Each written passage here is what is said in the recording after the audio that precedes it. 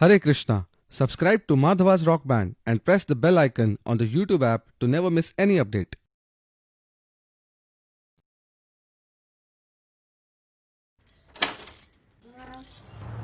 बहुत लेट हो गई बाबू। आज आप ही को कॉल मिला रही थी। क्या हुआ? मूड खराब है? रुको, पानी लेके आती हूँ मैं।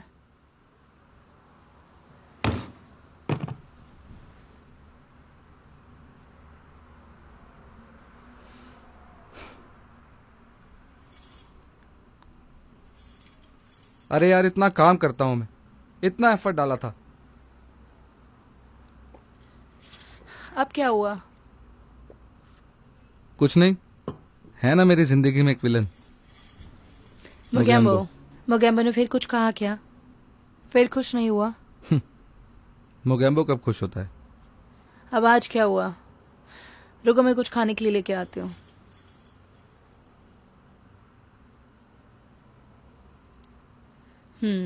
अब बताओ क्या हुआ? अरे एक रिपोर्ट बनाई थी मोगेम्बो बॉस के लिए। इतना डेटा कलेक्ट किया, इतने एरर्स निकाले, यूजर फ्रेंडली वे में उसको प्रेजेंट किया, और बॉस को कुछ प्रॉब्लम ना आए उसके लिए सब कुछ आसान कर दिया मैंने। मगर हुआ क्या? बॉस ने पढ़ा ही नहीं। क्या? इतना बुरा फील कर रहा हूं मैं, पता है? हर मीटिंग में बाल की खाल निकालेगा, मगर मेरी रिपोर्ट नहीं पढ़ेगा। अरे सब कुछ तो है उसमें। पहले सारा डेटा बिखरा पड़ा रहता था, मैंने स्ट्रीमलाइन किया उसको।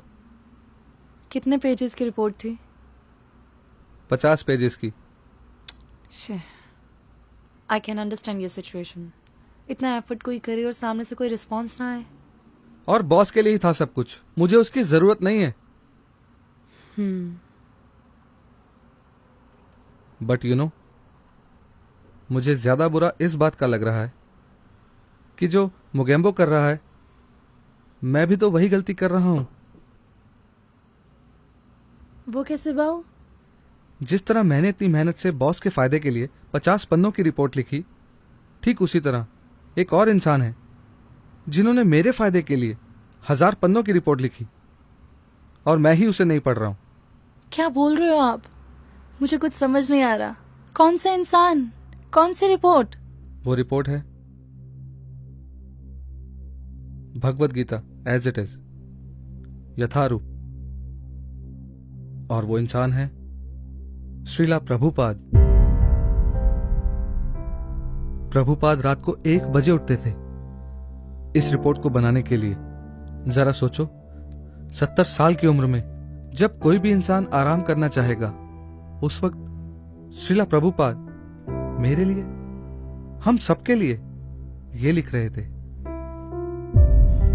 ओ कृष्णा, ये तो मैंने कभी सोचा ही नहीं। और ऐसे ही नहीं, जो मन में आया सो लिख दिया।